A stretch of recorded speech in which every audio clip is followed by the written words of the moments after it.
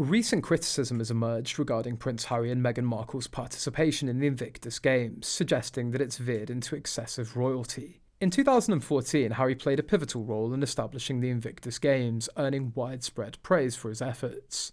However, veterans have recently voiced concerns that the essence of the Games has been diluted with Meghan Markle's involvement, prompting calls for Prince Harry to reconsider his position. A royal commentator remarked that what were once considered Harry's notable accomplishments have now been cast into uncertainty in light of recent developments. In a discussion with royal biographer Angela Levin, GB News host Mark Dolan said, "About 2,000 ex-military have left the Games, as they say it's lost its original meaning. There are some former veterans who'd like Harry to step down." Levin responded, "It's become much too royal. Meghan makes the speeches. She actually led a march where some of the ex-military people were either physically, emotionally, or psychologically damaged, or all of it during the fighting. They were very upset about this because she knows nothing about how to march, and I don't think they want that." Levin added when she last saw Prince Harry interacting with veterans, she was very impressed by his approach, but she didn't share the same sentiment when it came to Meghan. She said, "Harry was brilliant with them. When I went round with him to talk to them, he was marvellous at giving them a feeling that life was worth living. I couldn't believe how good he was spending 3 or 4 minutes talking to them. Now it's all about Meghan mainly and Harry follows behind, and I don't think people want that." Harry will fly to London next week to give a reading at St Paul's Cathedral on May the 8th to mark the Invictus Games' 10th anniversary.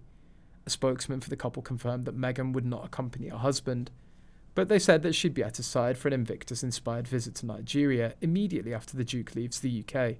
Harry's set to stay in a hotel room while in the UK, as he no longer has a base in the UK after King Charles evicted the couple from Frogmore Cottage in the summer of 2023. The Sussexes had barely used the royal residence since they stepped down as working members of the royal family and moved to the US in 2020, but would stay there when travelling to the UK. However, Harry's been staying in hotel rooms in London during his most recent trips to the UK. It comes after Harry's request to stay in a room at Windsor Castle was rejected in September of 2023, with the royal family citing a lack of notice as the reason for the denial. Was Harry oblivious to the fact that Meghan was dragging down his role at Invictus?